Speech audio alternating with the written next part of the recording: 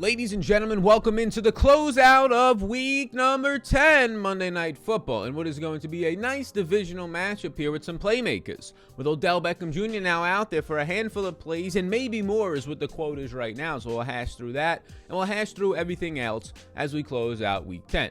Shout out Dak Prescott in the proper lineup formation with the Dearness Johnson. Go up top, get yourself Christian McCaffrey, and fill in the rest of the pieces is the reason why like 5% of those Dak Prescott stacks made me have a very lovely week. And about 30% of those lineups circulating around Mr. Thomas Brady stacks, not so much. But we close out the week tonight, and it's looking like a fun slate. There's valuable pieces in every single price range. It's looking good. Guys are underpriced all across the board, so what does that do? On a Millie Maker, we get the prices now a little bit softer. It lets us build whatever lineups we possibly want tonight.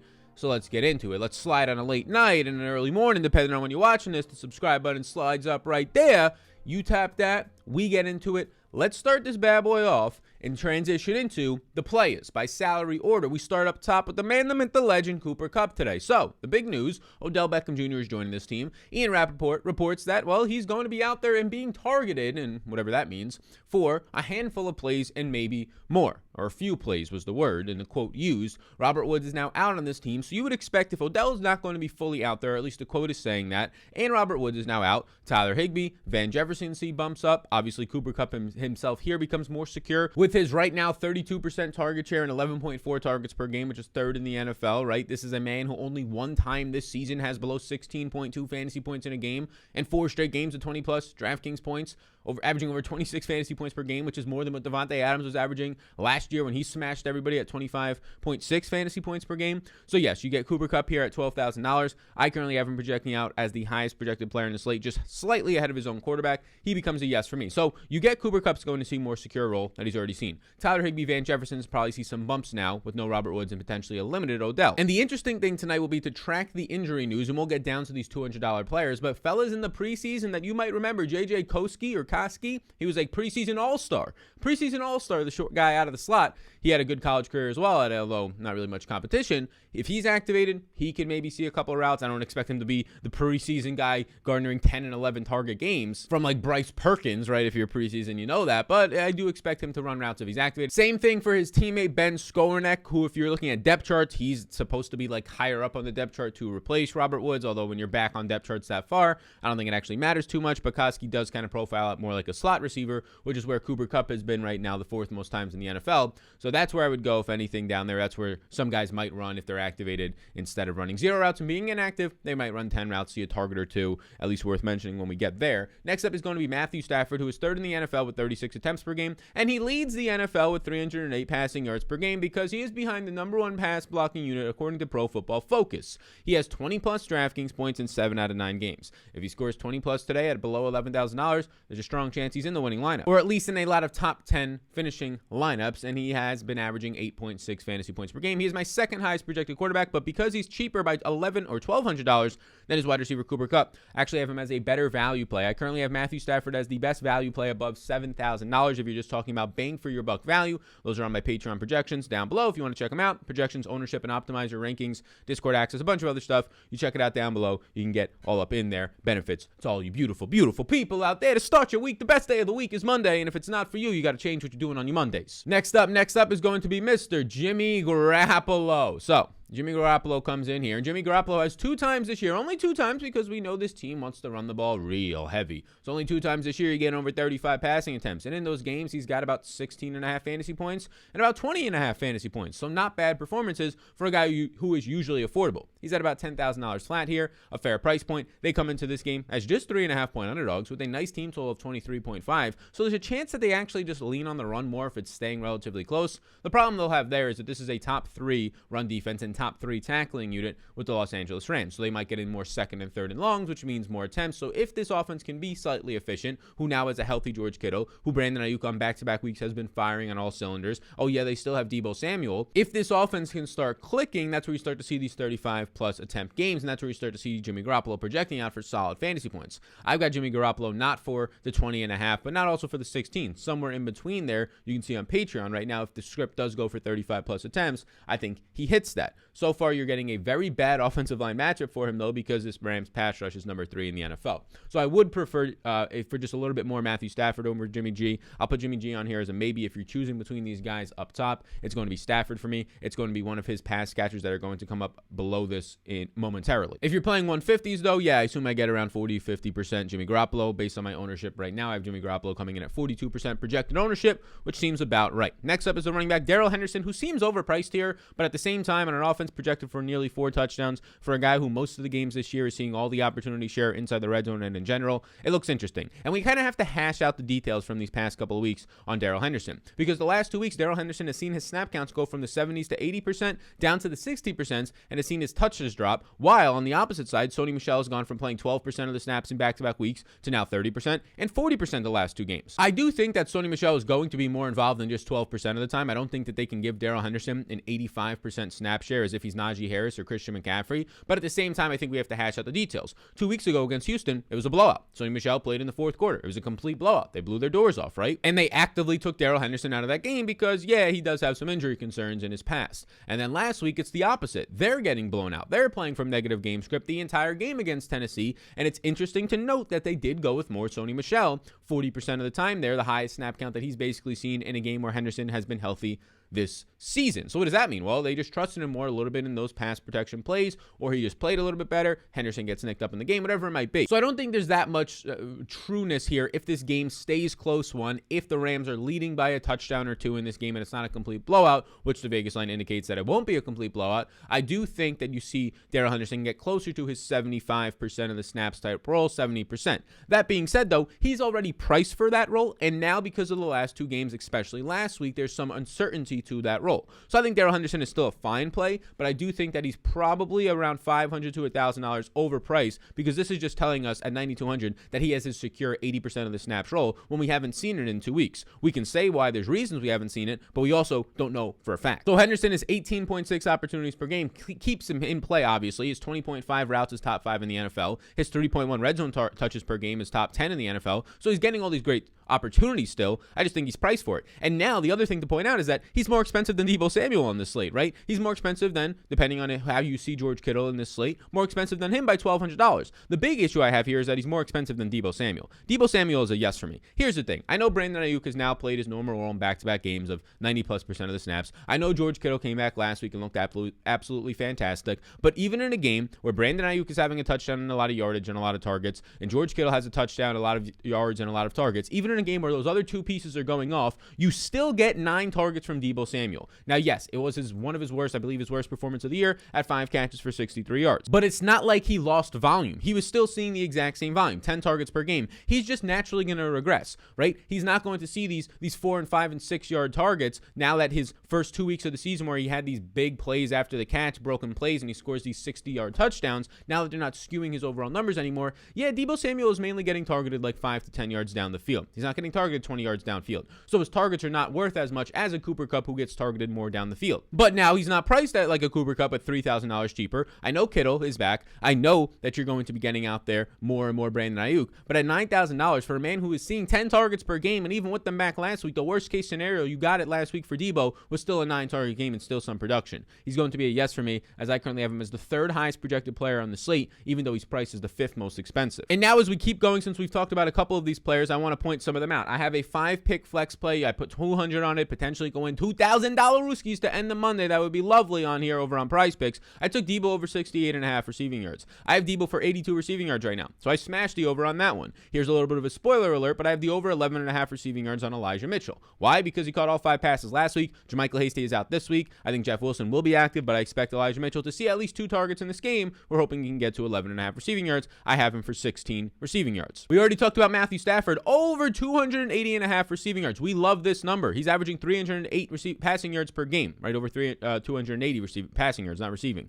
So I take this number because I have 303 passing yards in this game. The other thing to mention on Deebo Samuel, over on Underdog, this is why you shop your lines. You should have accounts on both Underdog and Prize Picks. Underdog and Prize Picks are just over-under sites. You take the over-unders on fantasy points, props, passing yards, receiving yards, receptions, rushing, completions, interceptions, touchdowns, whatever it might be. You take the over-unders. You should have accounts on both sites so you can shop your lines. If you use the code SAL on either site, Prize Picks is what we're showing you right now, or Underdog, you get your first bet for free up to $100 Rooskies. Free.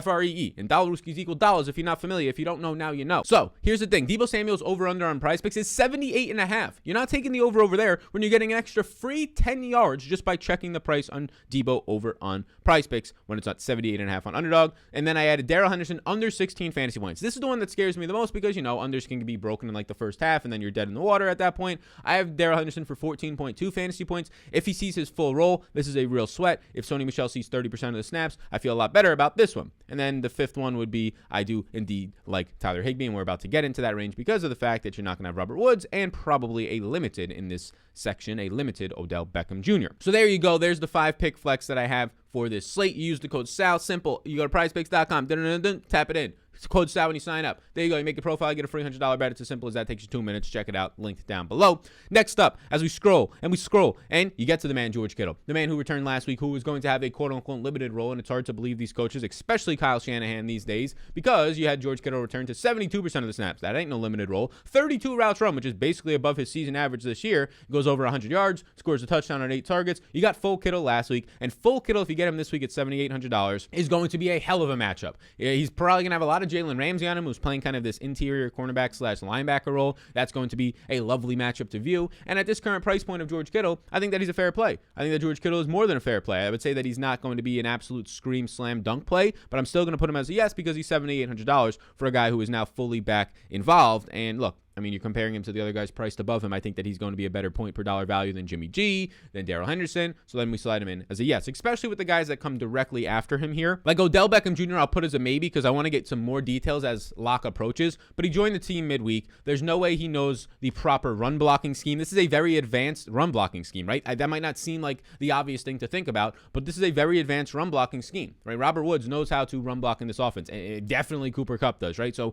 Odell comes in with 3 or 4 days notice. And not only does he have to learn all the routes, all the audibles, get on chemistry with Matt Stafford, which he definitely doesn't have yet. He now has to also learn all the packages for the run blocking that they definitely want to use in this offense. So when Ian Rappaport reports that he's going to be out there and be targeted for a few plays, yeah, I do think so. I think that definitely a red zone role makes sense, and I think that anything that is too advanced, he's not going to be out there for. So I don't see a full role for Odell, and I don't think he's priced to have a full role at $7,400, but I think he's priced to have a pretty close to full role, right? Like if Robert Woods is on this slate, maybe he's $8,000. So I think that Odell is a pretty risky play at $7,400. If you're trying to win the Millie Maker, I guess you can go to him because he'll be much lower owned, but I'm not projecting him out. I'm hoping that we get more news on his exact role. Is it 50% of the snaps? What is it as the time goes on? They do usually tell us, at least the Rams usually tell us exactly what they're thinking when it comes to this stuff, as opposed to the guys on the other side on this 49ers team. And no better person to go to next than Brandon Ayuk, who they don't tell us about. Brandon Ayuk out of nowhere, being in the doghouse, out of nowhere, not seeing the routes run, and now the past 2 weeks he's played over 90% of the snaps in each of those weeks. He ran 40 routes last week, and he had his season best 6 catches, 89 yards, and a tud on 8 targets. So now he has back-to-back games at 90% of the snaps, back-to-back games at 7+ targets. He's finally coming on here, right? Now Mohamed Sanu is not out, although that doesn't really matter too much. It just gives him even more security to this role that he's receiving. But do keep in mind that Jimmy Garoppolo did throw 40 times last week. If Jimmy Garoppolo's overall attempts go back down to 30, this is now a 5 or 6 target game for Brandon Ayuk, right? It's now a 6 target game probably for George Kittle. I would assume that if anybody keeps their target share because of where they generate their targets, it would be Deebo Samuel closer to the line of scrimmage. So keep that in mind. If it goes back to his season average 30 attempts for Jimmy G in this game, you're getting the 5 or 6 target game from Brandon Ayuk, which at $6,600, if he's not scoring a touchdown, could be tough. A 5 catch for 60-yard day could be tough to really pay off. So Brandon Ayuk is definitely in play. He's not a screaming yes for me because of these basically next 3 guys. And we'll start with Elijah Mitchell, who is way too cheap. I said we already took the over 11.5 fantasy points for Elijah Mitchell. We love that one. Elijah Mitchell at $6,400 is way too cheap. No JaMychal Hasty. Maybe they activate the rookie Trey Sermon for this game, but I think they're going to have Jeff Wilson activated ahead of him. Wilson was activated off the PUP, but just didn't play last week. So their running backs are going to be number 1, Elijah Mitchell, number 2, Jeff Wilson, number 3, probably Kyle Juszczyk, and then we'll see tonight if Trey Sermon is active or not. Right now, I'm not projecting him too big. But Elijah Mitchell last week finally saw passing game work when Hasty got hurt in a game where they trailed him through a lot. 5 catches on 5 targets. Again, if Jimmy G goes back down to 30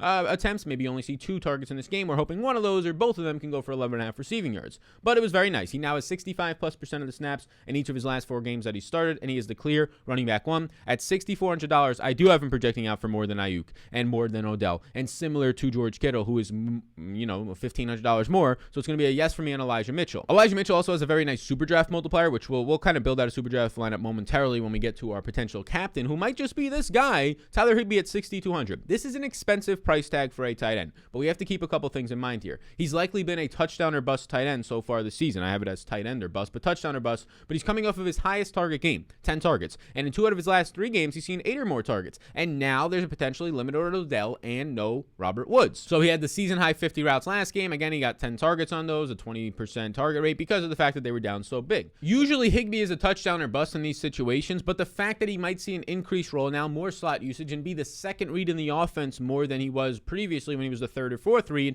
it bodes well for him. So at this price tag of $6,200, I'm actually going to like Tyler Higbee probably more than the field is going to like him. I think that he actually has some captain upside. It's nowhere near that much though. Like, I'm not going to be putting him in there at any extreme amounts, but I think that he's surely in play. I think if anywhere that he has a lot of captain upside, it's over on SuperDraft, where they have a $25,000 contest tonight. It's definitely not going to fill. If you want to actually win a contest or finish in the money, your best chance of actually doing that is going to be over on SuperDraft, because you just face less people. Their contests fill at 80%, and DraftKings and FanDuel and everything else fills at 100%, so you're literally versing 20% less people. If you were going to run a race, a 5K, a half marathon, a marathon, and you can face 800 people to try and win money, or 1,000 people, you should probably choose the 800, right? That's basically what it's like going over to SuperDraft. You can get a free $25 too if you want to use the code SAL. I put Tyler Higbee here in the captain spot because his multiplier is 2x. Now, I think that there's definitely some other similar good captain options like Elijah Mitchell and Debo who are on here, but it's not salary cap based. It's just what your multiplier looks like. So we'll start with Higbee there. We put some of these guys in, Mitchell and Debo, and the rest. You can build out the rest of your lineup. I think that these guys are the highest projected I have right now.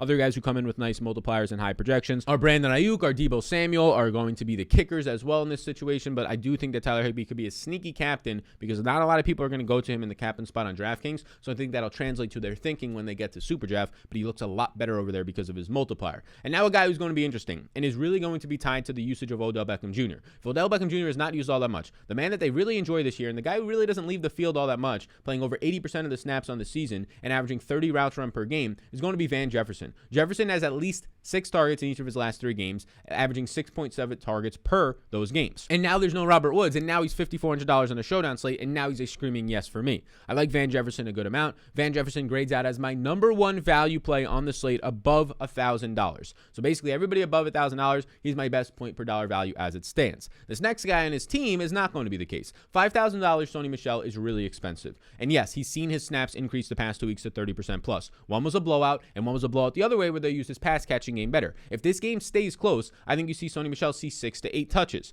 And unless he scores a touchdown, even at $5,000, like 20 yards and a touchdown, 7 points is probably not getting you there. At $5,000, I see it very hard for Sony Michel to pay off unless a Henderson gets hurt. If he was $4,000, a different story. $3,000, definitely a different story. But Sony Michel grades out right now. Him and Odell are kind of the worst plays that I have in my projections. Odell can obviously get there because, maybe the role's not as good as we see. But Sony Michel, it's hard to actually imagine him seeing a 12-touch role in this game, which would be viable at $5,000. We start to close it up on these guys below 5K. Now, the Rams defense, the kickers, they're all in play. If I had to choose one of these guys in this 4K range, and also just $2,400, 49ers defense is actually a really nice value. But if I had to choose one of them, I would go with Matt Gay. He just projects out the best for me right now, although all of them look fine. If you're playing in a smaller field single entry, that's where the kicker can come and play a little bit more. The final fellas on the slate at $2,000 or below. Kyle Juszczyk should see maybe you think that on paper he should see an increased passing role with no JaMychal Hasty here, but it's just as easily can just be taken up right now by Jeff Wilson, or it could just as easily, like last week, be taken up by Elijah Mitchell. So I think that he sees maybe an increased role. He's only ran 36 routes the last 3 weeks, leading to just 4 targets, 3 catches, 25 yards. He needs to score a touchdown like he did against the Packers earlier this year, or he's basically pointless to have. I have him currently projecting out for 3.6 fantasy points, which is not that great, which makes him at best barely in play if he scores a touchdown. This is the name to monitor. If there is a player below $2,000 that I actually want to play on this slate, or really even below the kicker's price point of $4,000, it is Jeff Wilson. Because Jeff Wilson came off the PUP last week. He was a major part of this offense last year when he was healthy, and the year before that in the red zone, but last year all over the field looking like a damn bowling ball and great.